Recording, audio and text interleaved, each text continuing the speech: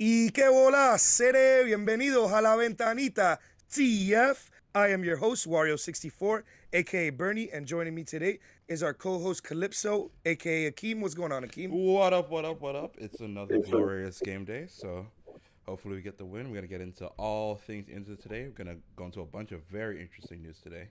But yeah, we got a Definitely. guest with us today. Let's talk to the guest. Yeah, definitely. So we got another very special guest today. We're hoping he's gonna stick around for a while. We got Chillie Willie, the legend, the man himself. Chillie, go ahead and introduce yourself or a little bit of your background and some of your expertise before we go ahead and give everybody a summary of what we're gonna talk about today. And just get right to it after you introduce yourself. Cool. What's up, guys? What's up, world? My name is Chillie Willie, one of the Vice City members. As my background, I've been a broadcaster producer over at 560 for QAM for about, I would say, year and a half.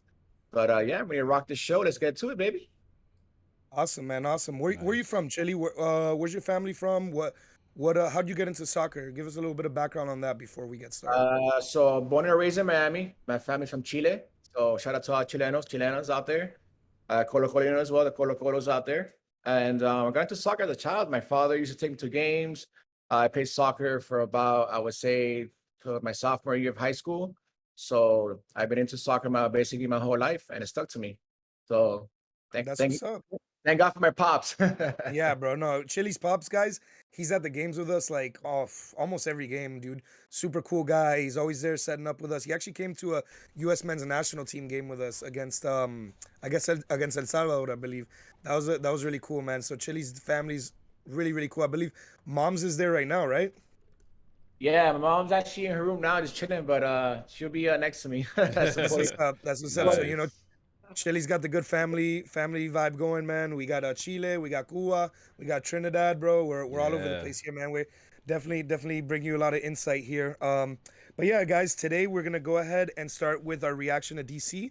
We're gonna segue then into our expectations for Philly, kind of a little preview of Philly, and wrap it all up with the rumors that have been swirling around lately of a big time player coming to Inter Miami. So we'll give you a little bit of our opinions on those rumors. But let's go ahead and get started. Without further ado, we're gonna react to DC.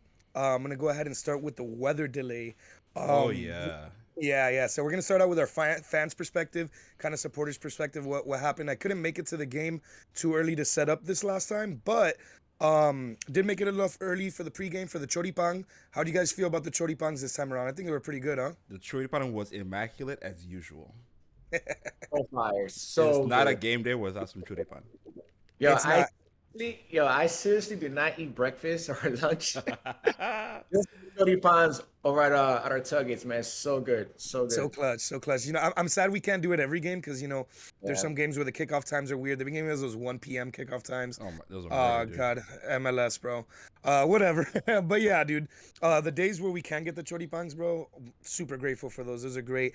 I did bring some pizza rolls on the way because I do tend to get a little hangry. Totino? And Those- Totino's pizza rolls, yeah, bro. And actually, I Damn. was gonna talk about that. So we get into the weather delay. Get into the weather delay. I got in the car. I know we all huddled up into different cars. Akeem Mhm. told me a story about a car he was in or whatever, and Yeah, it was me. It was me, Julian, and Wilson just happened to be in my car. yeah, man, no, those are fun times. Those little, it was a nice little break. Got to drink a little bit in the car. I got to eat some cold pizza rolls, so that was cool. And then by the time we made it into the game, we talked about this earlier. It was a packed house. I felt like Yeah, I it hadn't. was way more packed than I thought it would be, especially for like how long was the weather delay? Like an hour and a half? Yeah, something like that. And Yeah. I was just really surprised because it's been a while since we seen a game where like our section was just full top to bottom. Mm-hmm. The stadium's kind of rocking, and when we saw the attendance numbers, you got them in front of you. I think it was like 13K something, 13 Yep, something. 13,317 is what was reported. I don't know, man. It looked really packed. We have a 19, what is it, 19,000 seater? It, 18, I believe 18. oh yeah, 18, yeah, 18. And that thing looked almost packed to the brim. So, hey, I know sometimes teams fudge numbers sometimes, but that's, I I thought it don't was going think to I probably don't think nine. we would fudge down though, Yeah, right? I've heard of fudging up numbers, but down, I don't know. But I We got guess that's experience the with that's that. the call.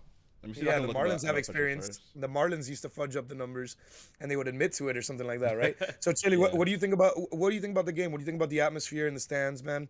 Um, How was it? To be honest, I believe, man, I thought it was great. I thought that, the fans stuck around after the rain delay. We started chanting a little bit, but I was surprised that they all stuck around because, fans tend to leave after an hour, half an hour, they get tired. It's gonna pour, but I was surprised that it was still packed, like a packed house after the rain delay. So it was a great atmosphere. Yeah, man. I think Miami fans, people give us a bad rap, but we're kind of used to the rain delays. We've been dealing with the Marlins. I remember my whole life I've been dealing with the Marlins. Sometimes if you're going to a Marlins game, whatever, you're gonna go home, whatever. Dolphins games, those are a little bit more expensive. People do tend to stick around every now and then. If those get rained out, games similar, you go to the tailgate. But I Yeah. don't know. I think there's something feverish about our fans, about our stadium, and people stuck around, and that really shows people when they try to call Miami fans fickle. That's something we could bring up. The Heat had that controversy, right? Where Mm-hmm. they were talking about, oh, before tip off, where you at, whatever. Philly fans were talking about that. Yet they were leaving the stadium early. But Everybody likes to accuse the Heat of doing that, but like everybody does. If your team's getting blown out, you're gonna say fuck this and go home. yeah, no, Yeah. no, no. I think the Heat thing was people were saying that nobody's there before tip off, which is true. That's Downtown a Miami's full of that's a traffic. Miami thing though. That's It just is. that's It not is. like that's not saying anything with their specific fans. That's just the nature of living in Miami That and that having. didn't happen. Well, that didn't happen with Inter because of the weather delay. Everybody had Yeah. time to get there. Hmm. And So it also makes sense. it was a night game too. Yeah, so it Yeah, wasn't 8 as hot. p.m. 8 Yeah. p.m. supposed to kick off, so you got some time to get there on a Saturday. Not as much traffic. Definitely, definitely. The atmosphere was great. The Academy kids, they came Oh back. yes, they came back. Yeah, they They were came back wilding from the out. Tuesday match. They were wilding out, man. We got some of their contact. And we're gonna be going to some of their games and stuff. Reminded them, guys, we're gonna be there supporting you. Um, you know, giving you your all, singing all 90 minutes for them as well. Hopefully, we can get some of that going soon. I believe they play Orlando this weekend or something like that on Yeah, Saturday. yeah. So maybe we make our way up, dude. Who knows? We're gonna go up on Sunday too, so I don't know about that. Maybe I'll take the tri rail. Hmm. But yeah, I believe we also sounded really well. We did. Had a lot of voices singing. Everybody was singing all 90 minutes. There was great vibes in the crowd. We started strong, so I think that added to it, and I guess that can segue us right into the on the field stuff. So let's a little bit less about what happened in the stands, a little bit more about what happened on the field now. Akeem's gonna pull up the stats for us, but we got a Hmm. majority of the possession, passing and shooting, a pretty dominant first half. Yeah. So go ahead and go over how we did there, Akeem. So as far as stats go, so yeah, like Brenny mentioned, we had 57% possession, had 10 shots tonight, so that's pretty even because we both, it was everybody was taking shots in that game, which is always a good game. We had 7 on goal to their 5. It says here block shots. I'm not exactly sure how they count that. I guess that's maybe a defender getting away. We didn't have any, and DC had 3. We were passing better than them, not only in the amount of passes that we had, but in the accuracy. We had an above 80% accuracy when it came to passing.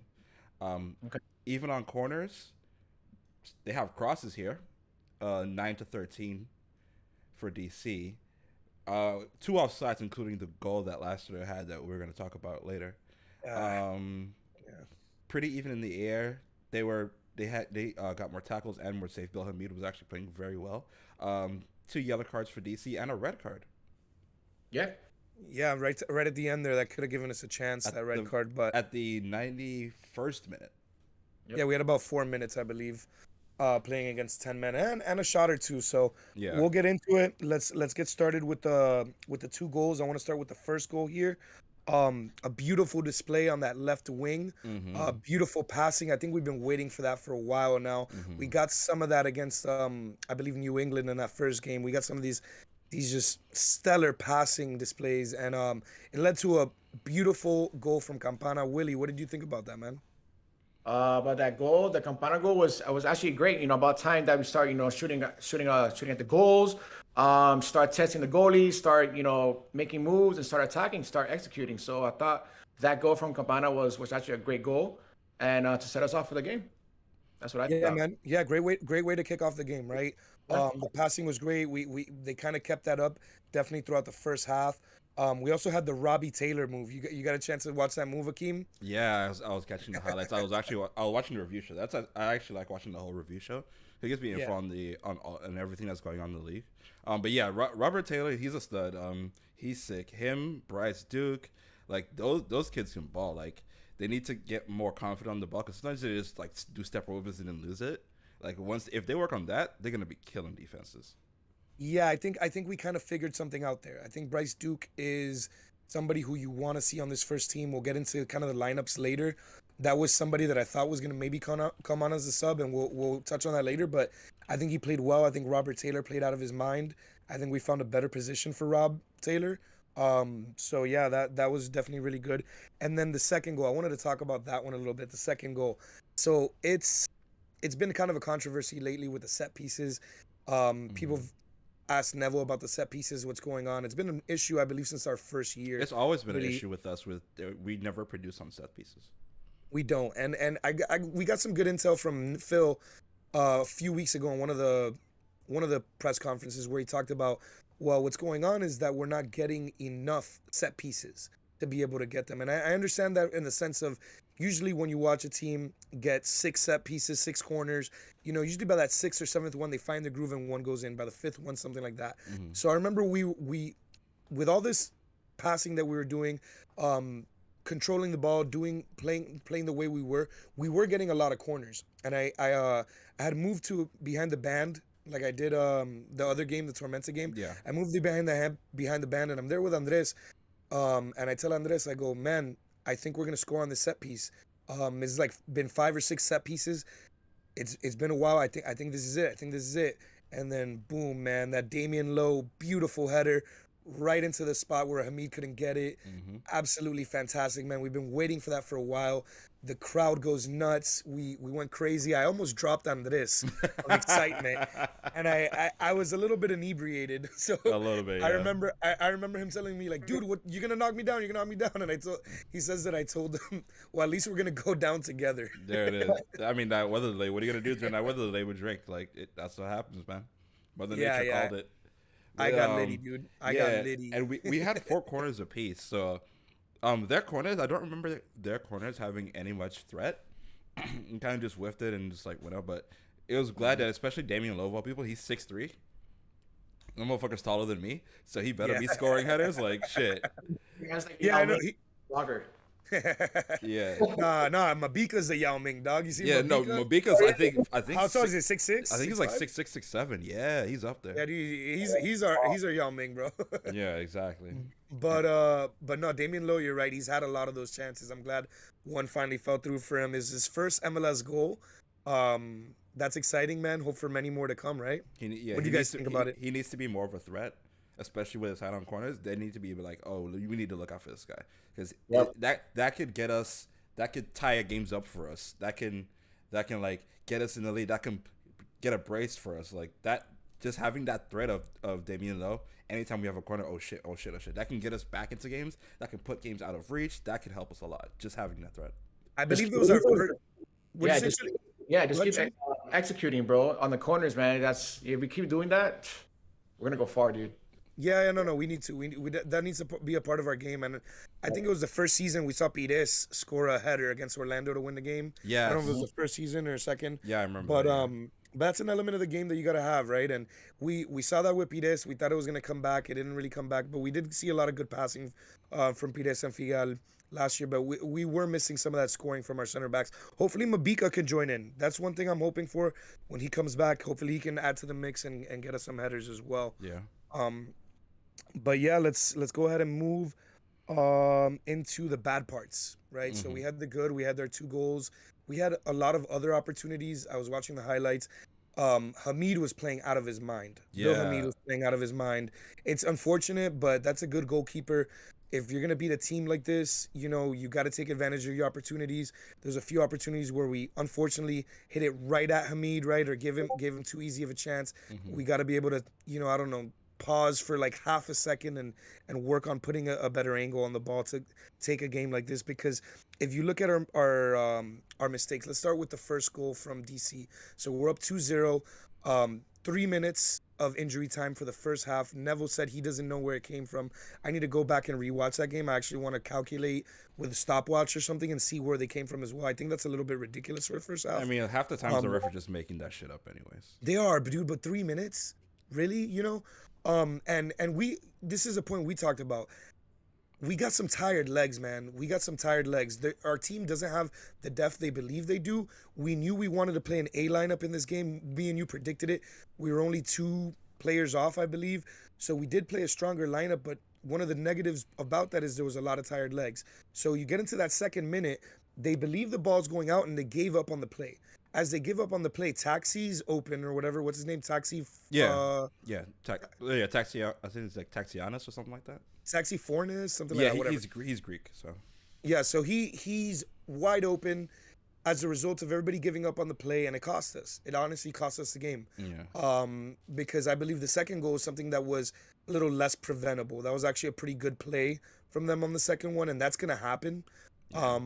Especially with a young keeper, I was wishing he could put one of those two away.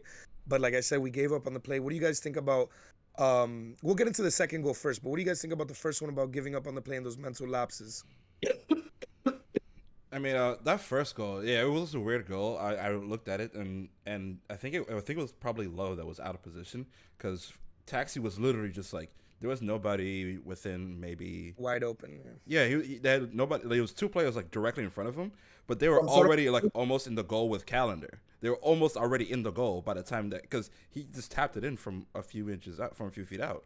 So two people that weren't marking him right there in the front, nobody in the back. So he's like, all right, I'm just fucking tap this shit in. Like it was an easy goal for him for that first goal.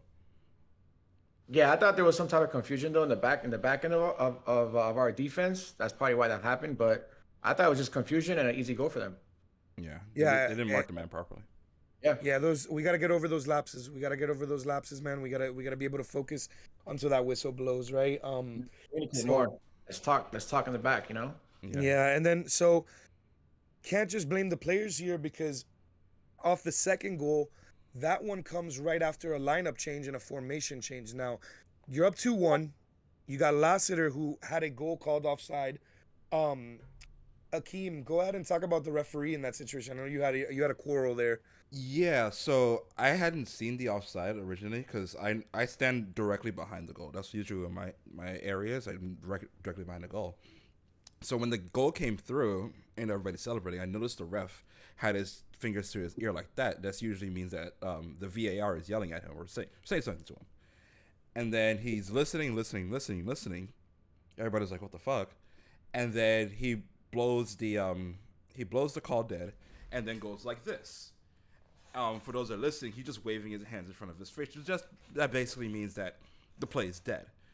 But he never called. He never called or made a signal for either a goal or offsides. The reason when I noticed something was wrong was when we scored, he didn't make the signal for goal, which is pointing at the center circle. That's always whenever we score, watch the ref, he'll point at the center circle. That means it's a goal. He didn't do that. He didn't signal offside. He just called the play dead. So my whole quaff was, if you're gonna call offsides, make a signal. And it wasn't until later where I came home and I showed you guys the picture. I had to slow it down that I saw it was offsides. But if you're a ref, you need to make that signal to like at least let someone know like what happened. I had no idea why it was called offsides. And even when I looked it back, it was barely offsides anyways. It was offsides, just barely. I just want them to signal it better. So what I took out of it as from a team's perspective is just we had them. We could have scored 3 or 4 goals, right? They're not falling in the beginning, and instead of maybe making an attacking change, Neville decides to go with a defensive change. I believe he takes out Bryce Duke for Jovan Jones. Let me see, and I have the other change here: Bryce Duke for Jovan Jones, and Vasilev for Robert Taylor. Dude, Yes. Duke and Taylor are playing out of their minds. I know we got a long few weeks ahead of us. You probably want to rest them. I don't know, dude. You could have gone with something a little bit more offensive there. You could have gone for the jugular. Yeah, you went back for the 5-man line. That it's worked in a few games. It hasn't worked in others. It didn't work in the beginning of the year. It didn't work last year. Honestly, I don't want to see that 5-man line unless we're up by 2 or 3 goals. Yeah. With 10 to 15 minutes left. In the 74th minute or whenever it was, let me see. Yeah, 72nd minute. Unacceptable, dude. Unacceptable. And we can get into the greater conversation of if Neville is the right guy for this job. I think with the sanctions, he's the right guy to try to build a culture around the team. I know a lot of our fans hate him. They want him out now. I don't think there's many better options. I There think he's a isn't. there isn't, and I think he's a good guy in getting that culture, getting that morale up, building that team identity. I think he'll be good for that. But these are the parts that show me I don't think I'd like to stay with him after the sanctions. After the sanctions are done, I if he keeps doing stuff like this, then I'd rather just move on. I don't My know. What do you guys think?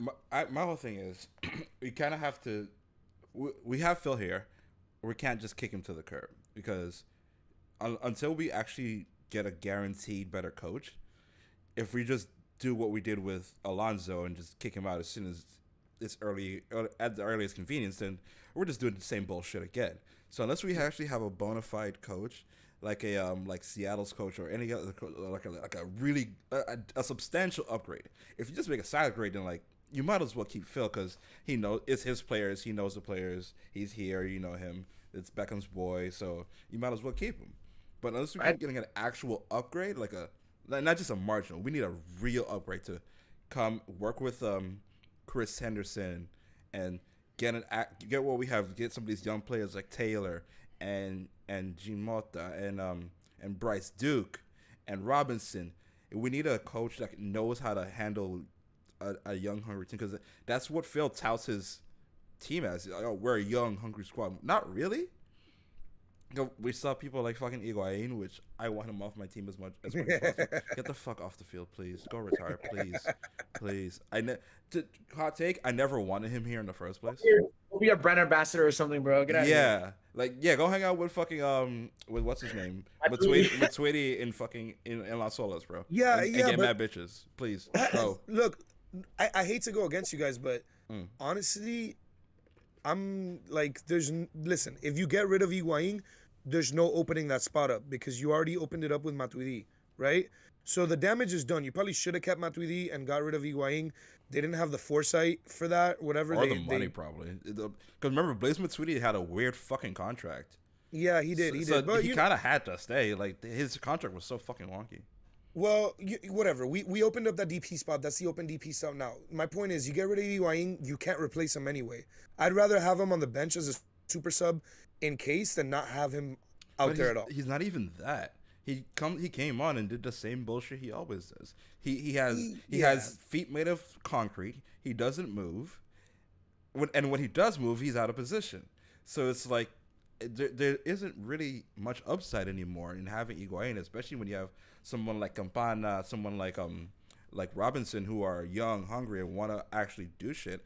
Fucking I'll tell you what the upside is depth. It's depth. There's nobody at striker. Who are you gonna put? Robinson's made of glass. Look at him. Concussion protocol now. Like Robinson's made out of glass. You need somebody. Listen, I know Higuain sucks. I'm not debating that. He's trash, bro. Like that's just point blank simple. What I'm telling you is if you need somebody who can find the ball at their feet out of a miracle and put it in the back of the net, he can. Right? he has And the that's ability to physically do that. Yes. Yes, and the thing is you might find yourself in a situation where you need that, and if you just get rid of him, buy him out now, and you don't see him again later, then you have nobody who could do that. You're stuck with putting Robert Taylor or Ariel Lassiter up there, like we did against the Revolution. Would you not up trust there. Ariel Lassiter right now more than Higuain to take a 94th minute shot right now? I do. Um, If not, I gotta it's, think. it's the 96th minute. We're on an attacking run. And the goalie is one on one with the goalie. Who would you rather take that shot, Higuain or Lassiter?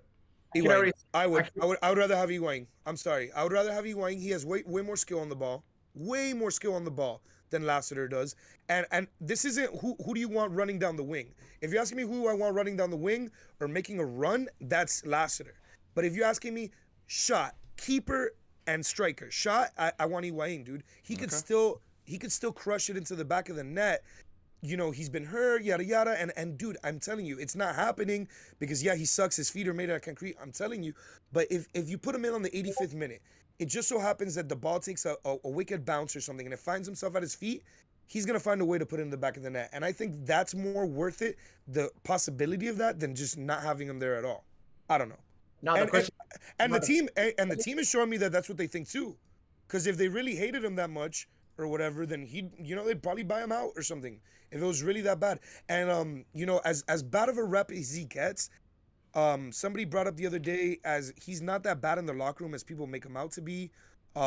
He's kind of had this whole passion about him his whole career, even in Napoli, even in Real Madrid or whatever. I don't think he's as hated in the locker room as we believe he is.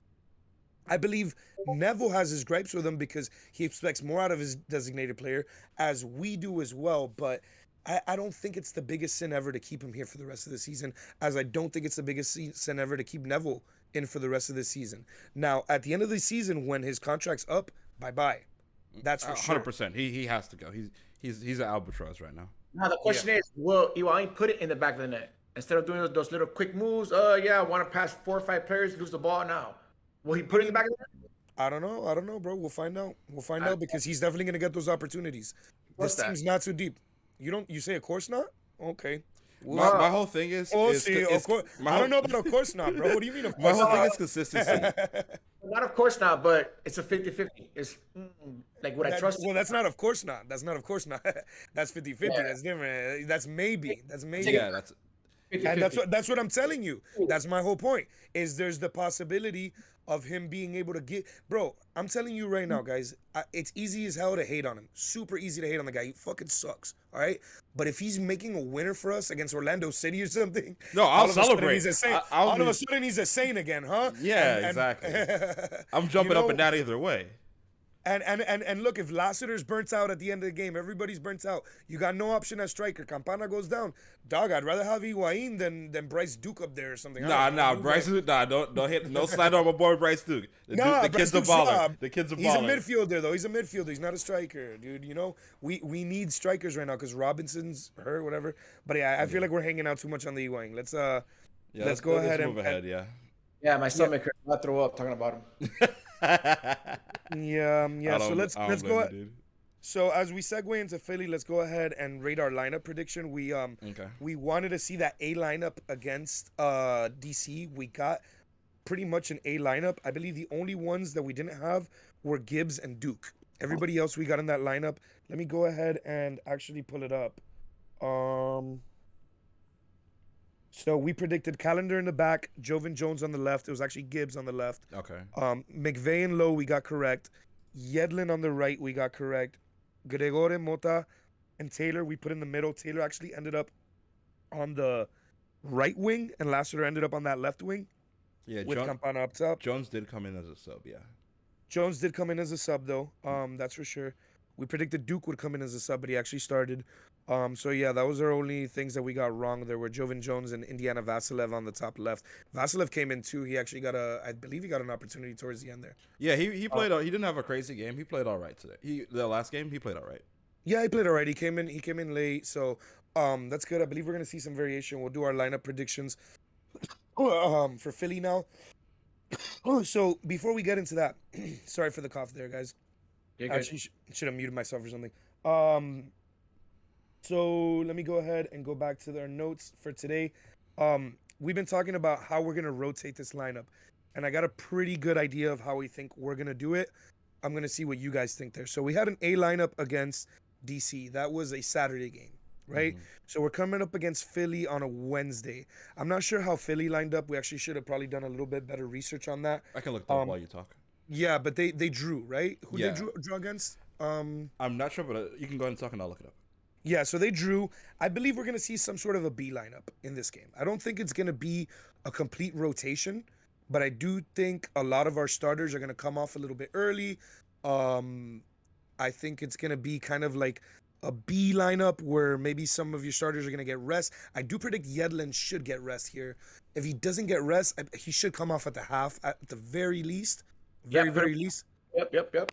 I think he'll come off at the half because it's tough to go a whole game without him. And I don't think he'll play against New York Red Bulls. Well, So- it depends. Well, my bad. Well, it depends on the score in the first half. How we come into the half. You know what I'm saying? How we make those changes. Dude, but he's exhausted. He is. He's played every game for the national team. He's played every game for us. You got to catch him a break, and you're gonna need him against Orlando. So I do think he's gonna come off at the half, win, lose, up by 5, down by 5. I don't know. We'll get into that in a little bit. And I believe against the Red Bulls, that's when you're gonna see a fully rotated squad. I believe against them, you're gonna see kind of a C squad there. A lot of non-regular starters. I think there's gonna have an opportunity for those guys and let them prove themselves, right? because the important game is that Wednesday against Orlando. We have to come out with a strong lineup there. So I believe that's how they're gonna rotate. So Akeem, you pulled anything up there? Actually, very interestingly, they played the Red Bulls, so I can see both their lineups right now. Okay, So cool. they've played a four. I guess you can call it a 4-3-1-2 with Carranza, who by the way cannot play against us this upcoming We'll game. talk about that in a little bit. Yeah. Yeah. They had Carranza and Santos up front. They have Gazdet directly behind them, so kind of like a triangle. And then they had a line of three midfielders and then a line of four defenders behind that with Andre Blake in goal. And Dylan Nealis from the Red Bulls got a red card in this game, so I don't think I'm not sure if he'll be eligible against us or not because that's one No, game no, removed. Wednesday. Wednesday they play again. Everybody plays on Wednesday, I believe. Yes. Okay. Yeah. So Nealis will be available against us. We might see Nealis. That's gonna be a revenge game. He was Weirdly enough, Red Bulls played with five in the middle. They played a 3-5-2. 3-5-2. They play a Yeah. high press. They play a high pressing style. That makes sense. Yeah. That they could have that line kind of shift up and down with those five. It's kind of like a wing back. I don't know what they do there. They've been throwing Morgan as a wing back now too, after he had so much success as a central midfielder. So shout out to Lewis Morgan. We definitely miss that guy. Yeah, But it 100%. looks like Neville's not the only dickhead coach who's putting him as a wing back. Because I just hate when they do that. Morgan should be a 10, should be an attacking midfielder and balling, but they got him doing all that. All right, so let's get into a prediction lineup for Philly. I'm gonna go ahead and write it down. Calendar again. What do you guys think? I think so. Only because I haven't heard anything about Diop at all. Like radio wait. silence. Sorry. Injury report. So was an update on Diop? There was no update on Diop or Marsman, so I believe Marsman's out. Diop's the backup. I believe Diop's recovered earlier. I think Diop was actually dressed for the last game. I just haven't heard him say either way whether he's good or not. But I think he did dress out for the last game. I do think he's healthy. I do also think that you can't put him in with how good Calendar's playing. So, No, of course, no, they shouldn't. Yeah. And as far as Marsman, that's gonna be well because stuff with the back is bad enough, and then on top of that, he's a goalkeeper. yeah. So there's no update. I'm sure he's not. I don't think he made the trip. Gibbs is day to day, but won't be available on Wednesday. Neville had some funny comments on that, and he was right. He was saying he hasn't been healthy since he came here. We're gonna need to see something change. Who, Or Gibbs? have Yeah, to, yeah, yeah. He sounds like he's ready to move on from him. I'm ready to move on from him too. yeah. me Um, too. So Mabika will be back soon, but he's not gonna be there on Wednesday. I know for a fact that Higuain traveled with the team because I saw a video of it. So he Yeah, did, he's there. He He's did there. travel with the team. I saw him there. Emerson has some sort of bug. I don't think he traveled to the team. Oh, I didn't know about that. Okay. And Robinson's in concussion protocol. Oh, geez. So Higuain definitely starts then. You think he starts? I think he Let- starts. Let's get into it. All right, so we got Calendar He filling out the must back. start. We got Calendar in the back. Yeah, that's a lock. Gibbs is out. Gibbs so is Jovan out. Jones, you think makes a start? Yeah. Jovan Jones, you go with McVeigh and Lowe again. You think Sailor? I think I McVeigh don't and know. Lowe. I don't know his status, so I don't want to say. I have no idea on Sailors. I'm gonna go with McVeigh and Lowe. Let me tell you why. I do believe Yedlin starts, but I believe he comes out at the half for Sailor. Okay. I think like you it. plugs. Go ahead, Chillie. You might have to start I like Yedlin. that. I like that. You I might think have to he- start Yedlin, yeah. You might have to start Yedlin, because he is gonna play again in a week. Give him a half. Give him a half, Give him a 100%. half. He'll get the whole week off. He's gonna get off against New York Red Bulls, I believe, and you go ahead and slot either Sailor in there. Who else could you slot in there? You could kind of slot, or maybe you could slot Sailor as a center back and throw McVeigh up there. We He's might played have the left to. back pretty well. We might be forced to do that, yeah. Yeah, we definitely might be 'Cause forced to do once that. again, we have no fucking depth, so. Yeah, we don't. Gregore, I believe, plays definitely as our anchor right there in the midfield. Yeah, he's not suspended yet. he might get suspended here, but Yeah, he's gonna hopefully get suspended. that's. this game. But if he does, at least it'll be against the Red Bulls, where we plan on resting him anyway. Mota, you think? You think Mota? Duke? I think Duke for sure. I say I would give Duke. Yeah, the I put in- start. I don't know if Phil will. I don't know if Phil has the confidence to Duke that I do. Well, if with Duke, he started him last game. And he did great. Yeah, he did do well, but he seems to be like, I don't know if Phil's too big on him yet. I see the potential in Bryce Duke. I can see why Phil thinks he's a bit flashy. I kind of criticize him for that too, but I think he should start. No, but I think Phil's overall super happy with Bryce, and I think he's Yeah. adding a lot. So, and you know what, he played good. You know, we had that dominant first half. That's why if you look at this, not a lot has changed. Everything that we've put so far, the only change has been Jones, and that's because Gibbs is hurt. Yeah. Now, I do think he's gonna slowly rotate out players so they could rest. Obviously they'll be off Sunday too, so you know Phil kind of has this mentality too of all right, you know, you guys are gonna play, you get the week off, and then you'll play again on Wednesday. So I do expect kind of like an, you know, a team an A point oh, I don't know, whatever, like a B team, whatever, just Yeah. a few things out of there. So Duke, Gregore, should we slot in Mota? I say we do it. Yeah. Slot in Mota. Worst comes to worst, Mota might get some rest as well. They could put a Yoa in there. Because Motor works sometimes. He works really well with Gregory. So Mo Adams as well. But we're definitely gonna see Mo Adams and Ulloa and stuff like that on Sunday. So yeah, they we're gonna got those need guys them. going. That's We're the gonna need only them. depth we have is Mo Adams and Ulaya. I'm Ulaya gonna can pretty stick. much play anywhere, to be honest. Yeah, he can. I'm gonna put, but he's another one with cement feet. Yeah. um, Yeah. I'm gonna put Campana up top. Definitely start with him up top. Hell yeah. Robbie Taylor, and Lassiter again. Why not, bro? Let's go. Let's go with a strong lineup. Let's try to get a win at Philly, and we're kind of trying to build that rhythm for Wednesday games. You know what I mean? Mm-hmm. Because I believe the last few Wednesdays we've been playing these B teams.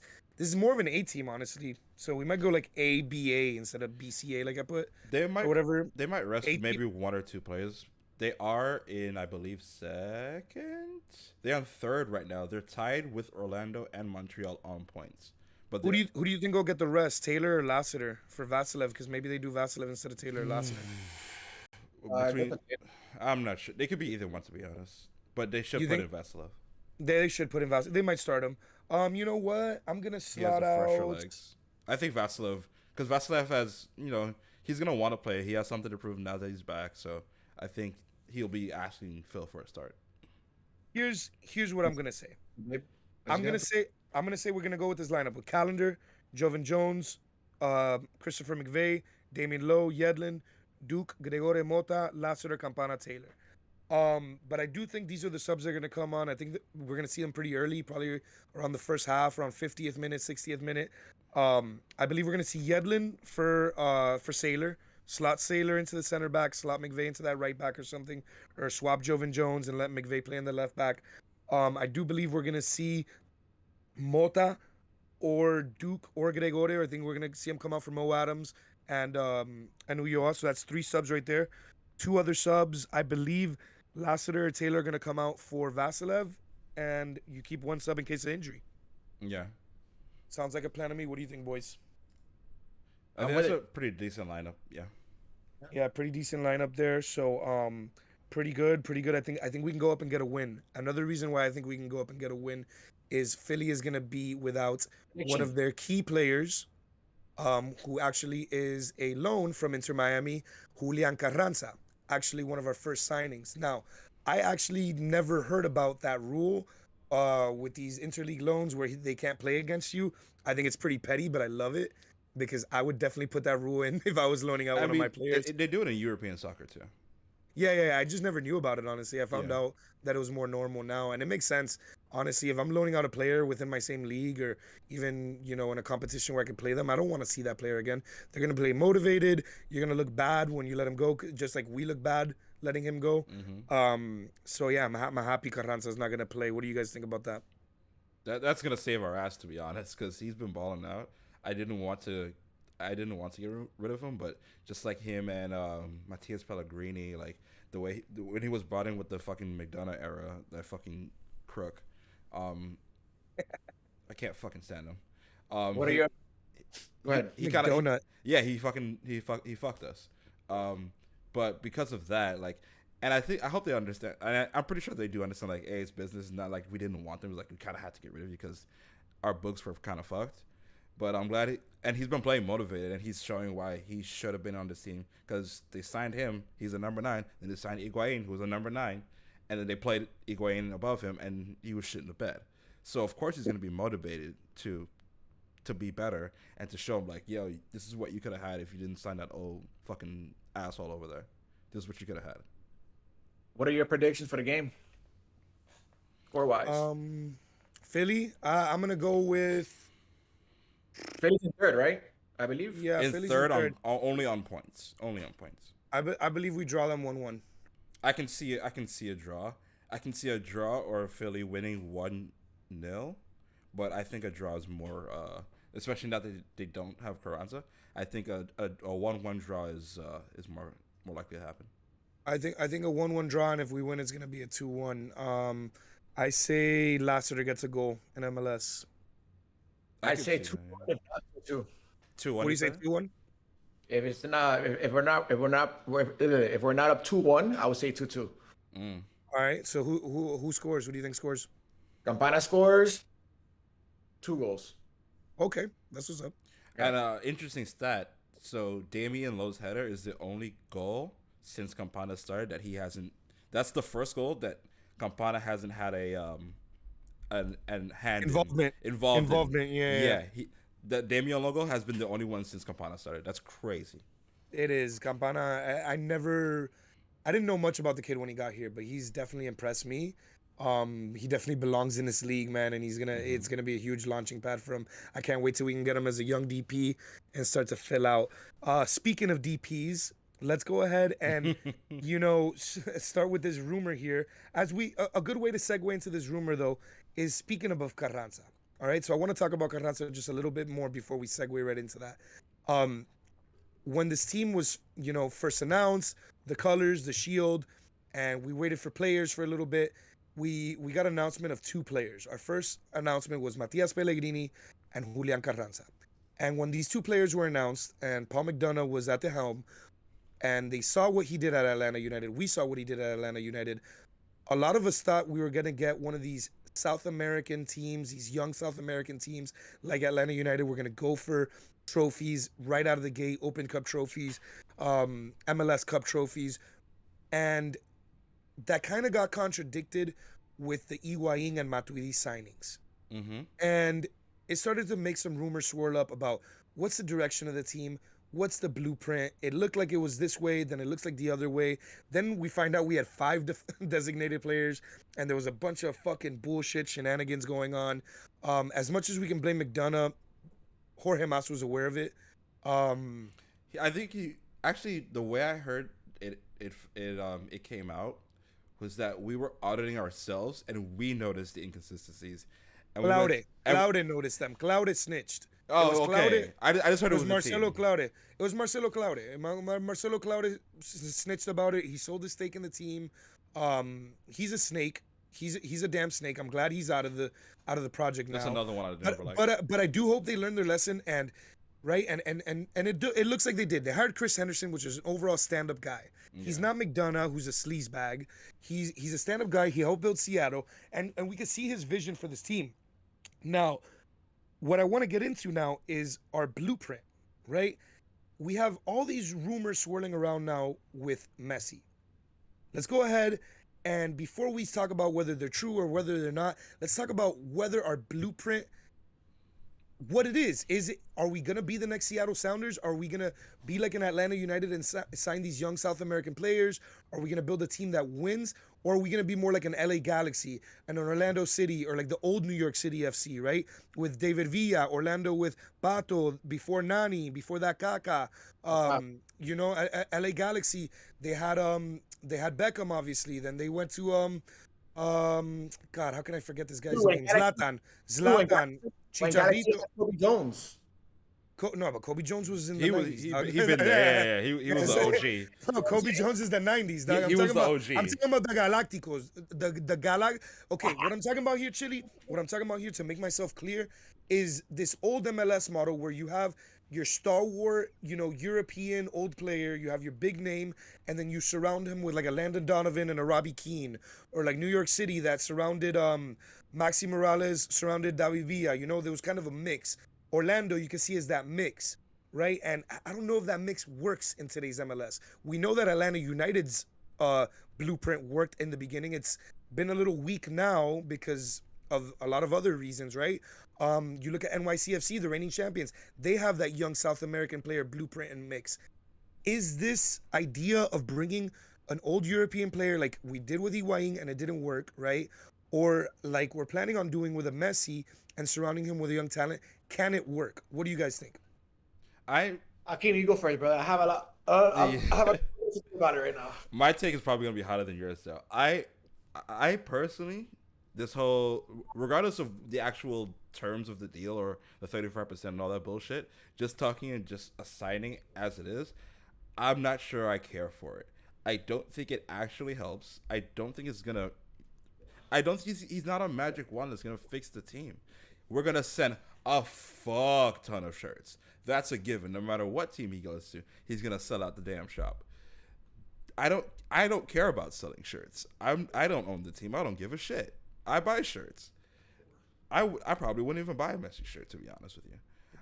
But I don't think it'll be nice for the league. It'll be nice for America as a hotbed of soccer to help grow the sport in America. Do I think it'll personally actually help the team? It might be nice for a couple of years, but he's what, 34? He would if he Five. if he comes at the end of his 35. contract, August 2023, he'll be 36 by the time he gets. And here. even with His birthday's in PSG, June. even with PSG, it started off kind of. It's only just now, starting to actually. He's scoring goals and working with Neymar, and there's rumors Neymar isn't happy. So it's. I don't think it's like a perfect cure-all. Like shit, Messi's here. We're the champions. Open Cup, fucking MLS treble. Let's go. Going to the World Cup. I don't think that's. I think it's a pipe dream, to be honest. How about you, Chillie? I think it's a setup, bro. Yeah, it's a setup. It's a huge business setup. Yeah, there's a lot of hype, but as for the team wise, like building that chemistry, I just hope we can all play together instead of playing around Messi. You know what I mean? So I don't know, man. It's a 50-50 for me. I mean, just look at the first goal we scored, right? Look at the way we scored. Not just look at the goal. Look at the way we scored it. Short, direct pass. The team working together, moving, making motion. The Campana goal. I don't know how the fuck he scored that goal. That dude's dick was on the damn goalpost. He was so damn close to the goal. Like he just taps it in. So like they know how to, right now. These guys are I can see them starting to gel and work together, and then having another fucking diva come in complaining about not passing the ball. It's gonna be the same shit that's happening with Higuain. Now I think he is miles above Gonzalo Higuain, and he is a better player. But I think I don't want to say he's washed because he's fucking messy, but like I think we need to worry more about instead of just and there's another comparison with Atlanta. Instant gratification, right? They came in, they smashed the league, won a cup, and then faltered for a while, won another trophy, and then they're Still inconsistent. faltering. Yeah, Still faltering. they're inconsistent. They won the Campeones Cup or whatever that one-off game, and they won the MLS Cup, and they won our Open Cup. But like they've been ever since 2019, they've been kind of All right. Well, I'm gonna go ahead and disagree with you guys, and I'm not trying to be the contrarian here. I just want to bring things into perspective. Look, I'm the first proponent. I'm the first guy who's like, all right, Atlanta United 2.0. Here we go. We're gonna build off young South Americans. We're gonna win MLS Cups. Yada yada yada. But I think if you think about it from the perspective of as an owner, you're owning a business, right? 100%. We're fans. We want to see the team win, even if all the players come straight from the academy. We'd probably prefer if all the players came straight from the academy. But you got to think about it in terms of a business, in terms of making money, all right? And if I was an owner of this team, I'm going to put me, Bernie Toledo, Wario64, whatever, I own Inter Miami, and I have the opportunity to bring Lionel Messi in, I'm going to do it 100 out of 100 times. You can give me a crystal ball, and it could tell me that we're going to be slightly worse with Messi, or worse with Messi, than we are without him, okay? And if we sign some young South American or whatever, I would still do it. I would still do it because there's so many consequences to bringing him that are positive. We could start with ticket sales. You know it's going to be a packed house every single night. Jersey sales, merchandise, global outreach. You're going to grow fans all over the world. Think about it as a supporters group, guys. We can only grow if we bring Messi. Obviously, it's not the type of people we want to attract in a sense of dedication, right? They're not going to be as dedicated. But man, look around the world. Every big team has these like shallow fans that show up to the supporters group, and there's kind of tiers to it, right? There's people like us, we're blood, sweat, and tears with every game, and there's other people who are gonna come around, but the amount of memberships that we're going to increase by, the amount of our section is going to be more packed, the atmosphere at the stadium is going to be better. I just think there's no way we lose in this situation, other than maybe I don't know how much. That's the other thing. How much better could we be without Messi than with him? He's not Higuain, you mentioned it, right? And you talk about passing. That's his skill. That's Messi's skill is passing, and it's controlling the ball. What's another problem we have? Controlling the ball in the midfield. I do believe if you add Messi to kind of this core, you add a DP or two that's not Luis Suarez, okay? Because we've been hearing around that it's a package deal. That's another rumor swirling around where if you get Messi, you're going to get him with Luis Suarez. Do not do that. You have Campana already. He's Yeah. going to be a young DP, and you could sign two other DPs around Messi, right? So let's talk about, let me go ahead and get into the rumor now, right? So if you've been stuck under a rock, you haven't seen, there's some guy for DirecTV Football or something who came on really strong about his source saw the contract and he's gonna get 35%, which he's not getting 35%. Let's be honest here, guys.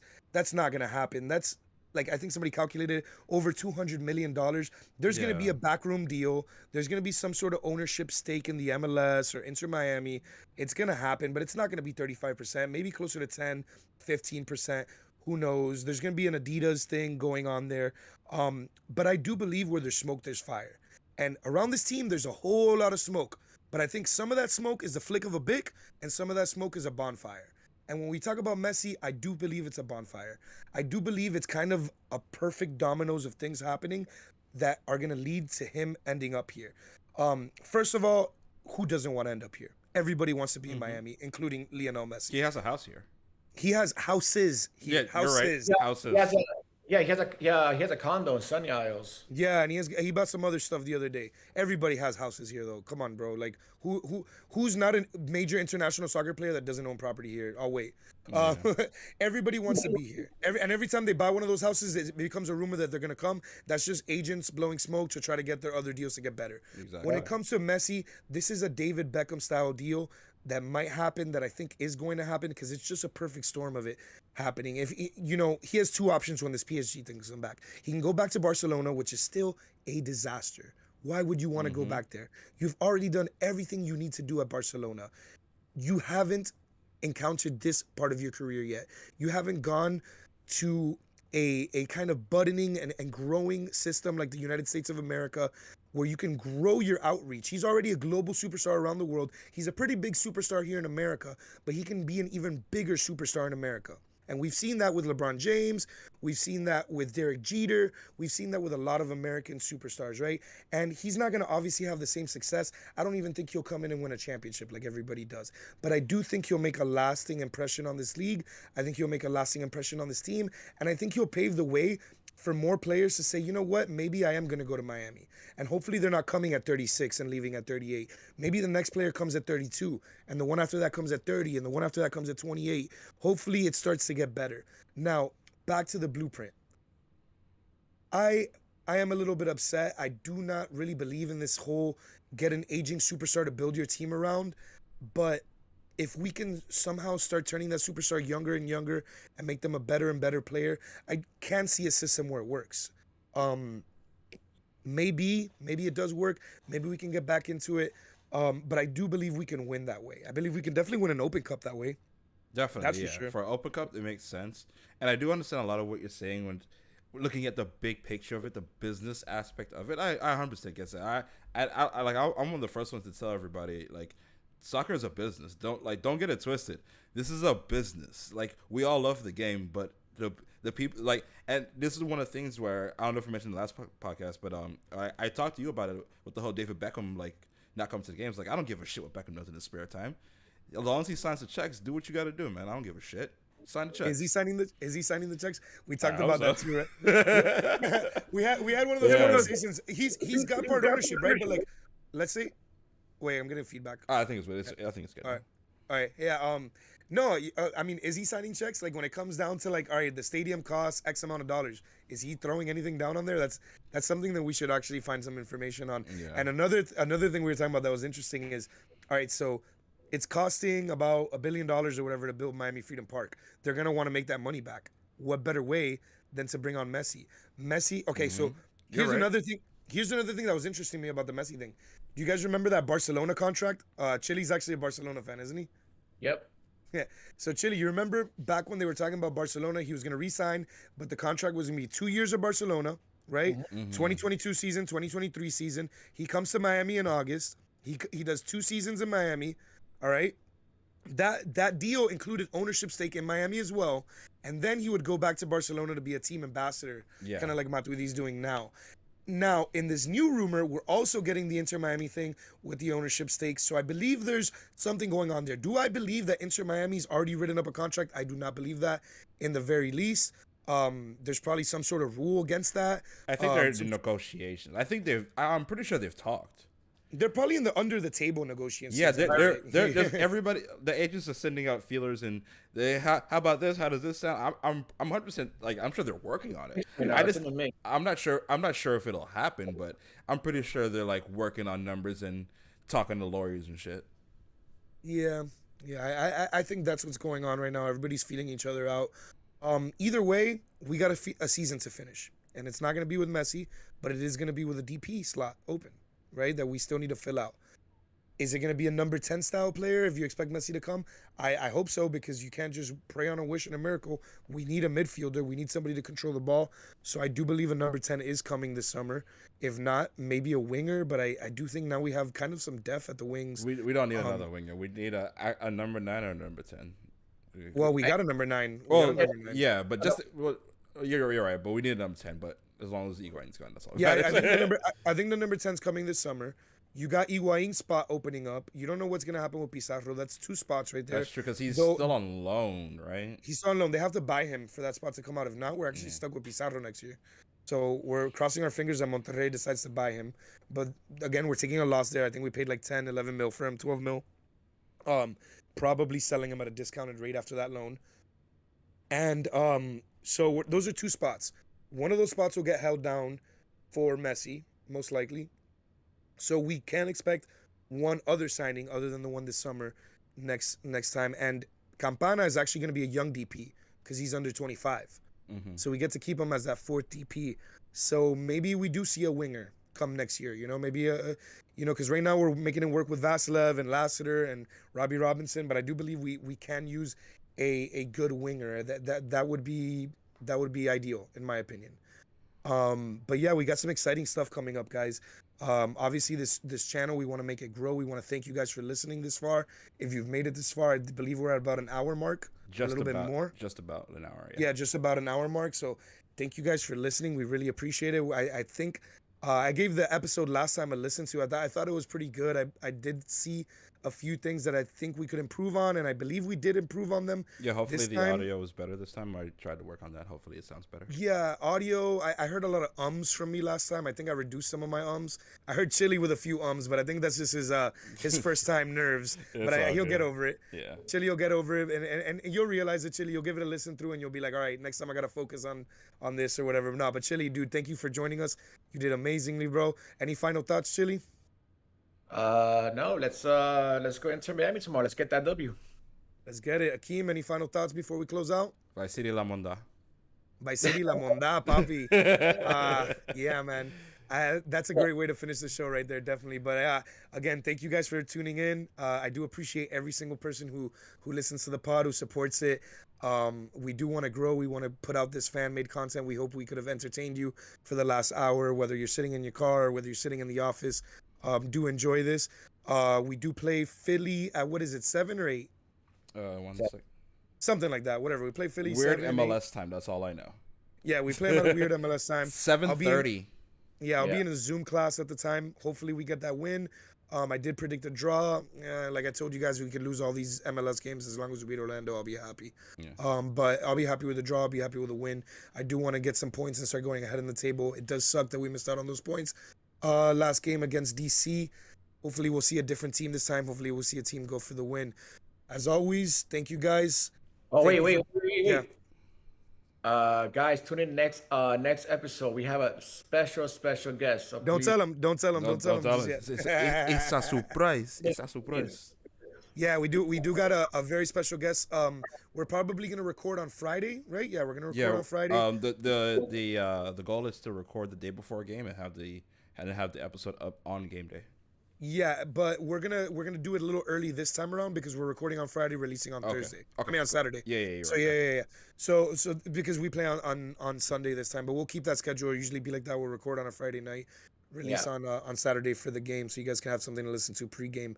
But yeah, thank you guys for joining. We hope you tune in next time. Definitely a very special guest. Somebody really cool is gonna come on. And thank you for coming to La Ventanita. Have a good one, mi compadre, mi gente. Que la pasen bien.